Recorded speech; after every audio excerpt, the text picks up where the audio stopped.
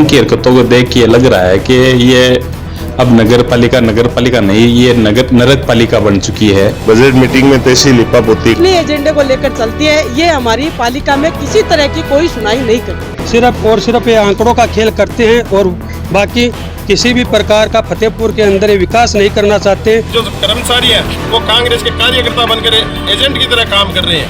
पूरी तरह से ये फैल है बजट, और ये नगर पालिका के कर्मचारी पूरी तरह से इस शहर को बर्बाद करने पे तुले हुए हैं। देखिए, हास्यास्पद बजट है।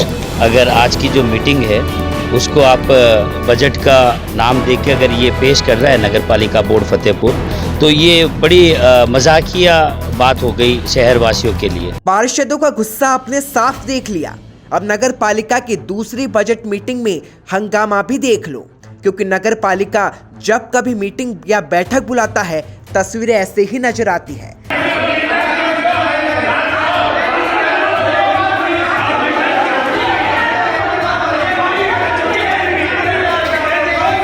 जहां कस्बे के विकास पर चर्चा तो दूर की बात है, यहां तो आपस में ही पार्षद उलझे हैं, तो विकास की बात कहां होगी। ये क्या सिर्फ आपका सत्ता पक्ष के लोगों के लिए चलाया गया है? मेरा फिर आपसे वही सवाल है, हमारे जो बीजेपी के पार्षद के वार्ड जो लोग हैं, तो उनको क्यों 2-2 महीनों से चक्कर कटाए जा रहे हैं? वैसे तो बजट मीटिंग में 84 करोड़ से ऊपर का बजट पेश कर दिया गया।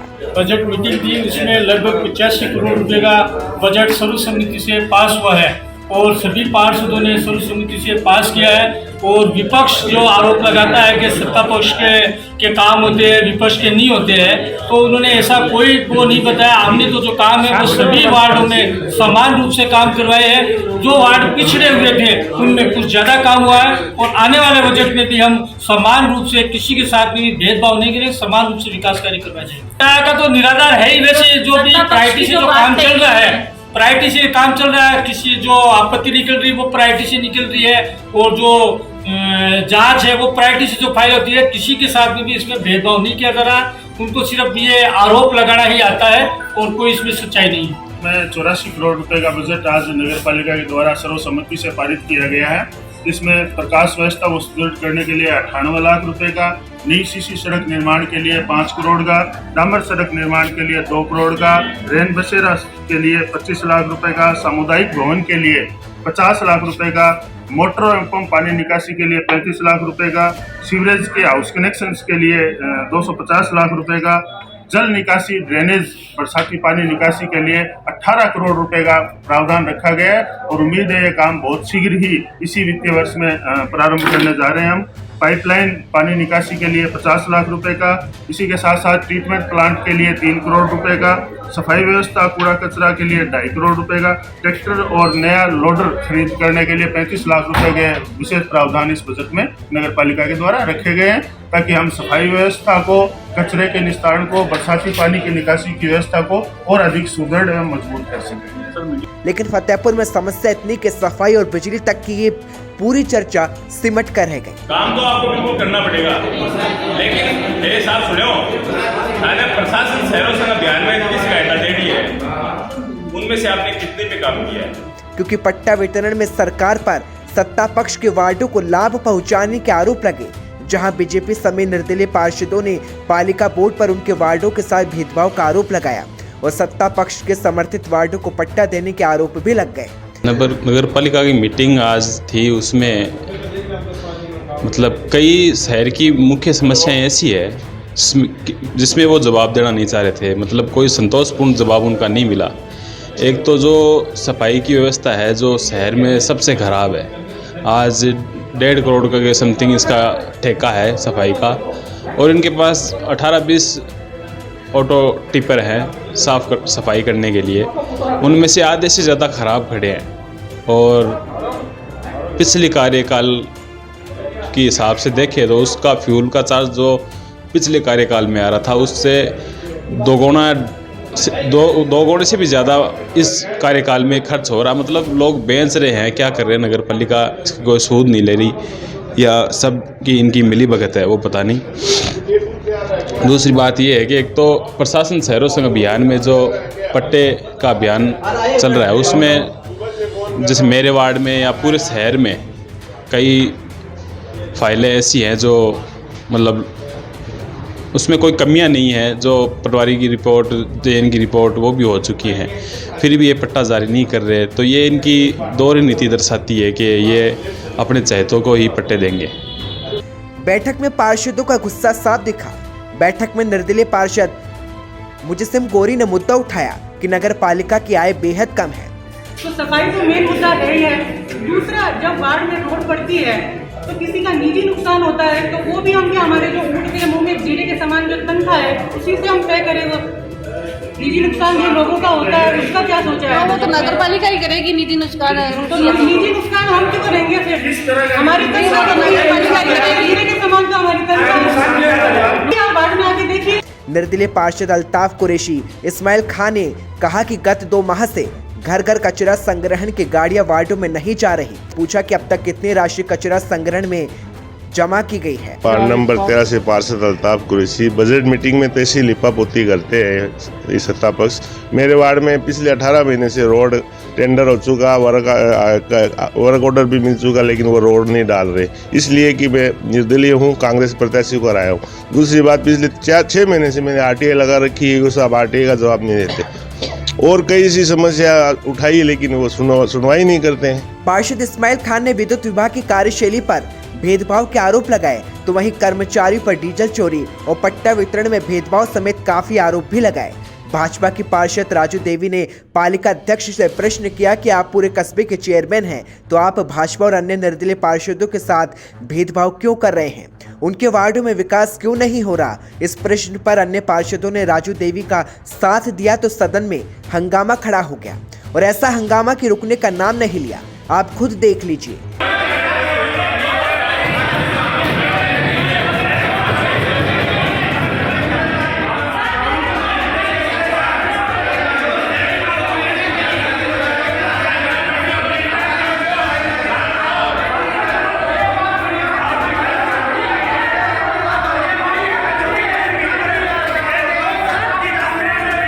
तो वहीं हंगामे के बीच बीजेपी और निर्दलीय पार्षद नाराज नजर आए, तो वहीं इस्माइल खान ने और अल्ताफ कुरैशी ने जहां अपने वार्डों में काम नहीं होने के आरोप सदन में कई बार दोहराए, तो वहीं पार्षद मुकेश ने कहा कि कस्बे में वार्डों की संख्या और जनसंख्या बढ़ रही है, लेकिन सफाई कर्मचारियों की संख्या 128 है, जिसे बढ़ाकर 400 की जानी चाहिए। सफाई चाहिए, गंदगी नहीं होनी चाहिए, लेकिन ये पता है सबको कि अपने फतेहपुर नगर पालिका में सिर्फ 128 कर्मचारी है, सफाई कर्मचारी।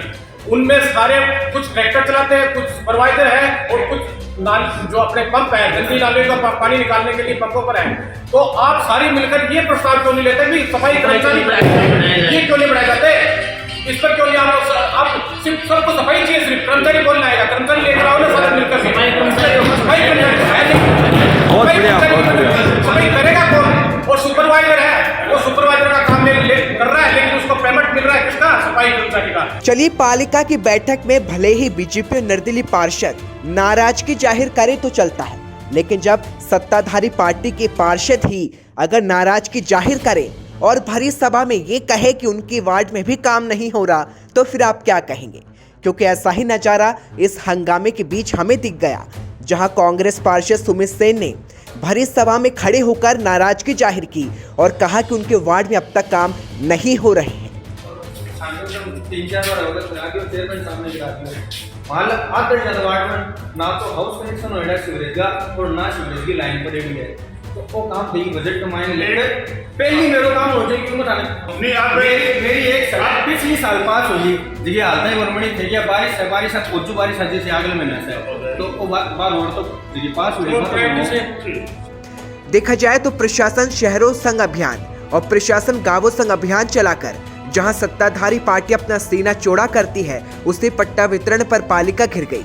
बीजेपी और निर्दलीय पार्षदों ने पालिका कर्मचारियों पर कांग्रेस के एजेंट तक होने का आरोप लगा दिया। हंगामे में भरी पालिका की बैठक के बाद बीजेपी और निर्दलीय पार्षद एसडीएम कार्यालय पहुंचे, जहां एसडीएम सुप्रिया कालेर को ज्ञापन सौंपा और आरोप लगे कि उनके वार्डों के साथ भेदभाव किया जा रहा है, क्योंकि आरोप है कि पालिका ने प्रशासन शहरों संग अभियान की सैकड़ों फाइल ऐसी है जिसके पट्टे आज तक नहीं बने।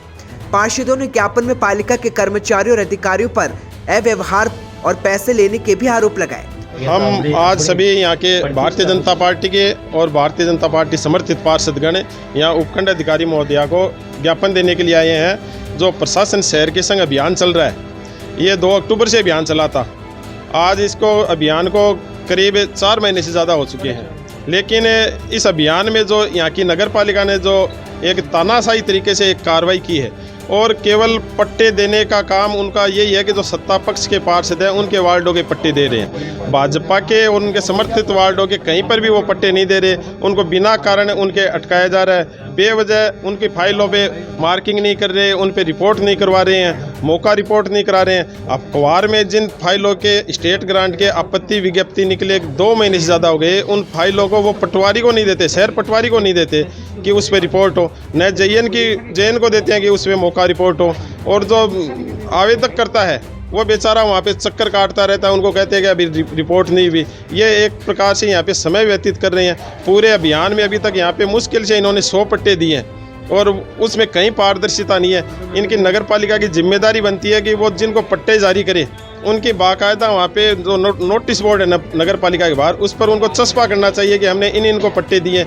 ये जायज़ नाजायज़ सभी काम कर रहे हैं अपने लोगों के, तो इसके खिलाफ आज हमने हमारे पार्षदों ने सभी ने मिलकर उपखंड अधिकारी को ज्ञापन दिया और हमने इनसे आशा भी है कि ये इस मामले की जांच कराएगी। और जो कर्मचारी वहाँ पे नगर पालिका में बैठे हैं, स्टेट ग्रांट में रोहित कुमार बैठा है, लाखन बैठा है भूमि शाखा कृषि के पट्टे देने में, वो वहाँ पर अव्यवहारिक बातें करते हैं। जब जनप्रतिनिधि से अव्यवहारिक बातें करेंगे तो वो आम जनता के साथ कैसे बात करेंगे।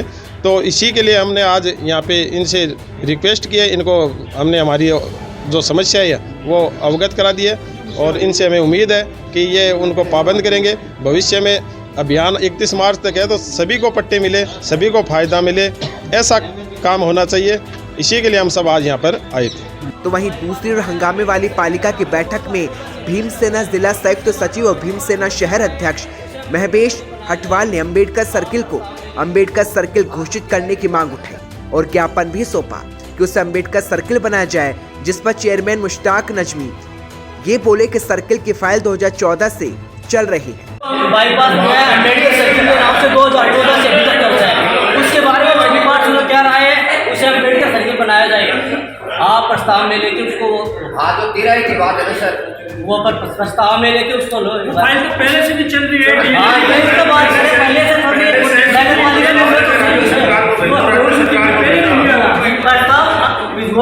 देखा जाए तो उलझन भरी इस मीटिंग में ना चर्चा बजट पर हुई और ना ही चर्चा विकास पर की गई, क्योंकि चर्चा हंगामे में बदल गई और पट्टा वितरण से लेकर सफाई व्यवस्था पर नगर पालिका फिर घिर गई।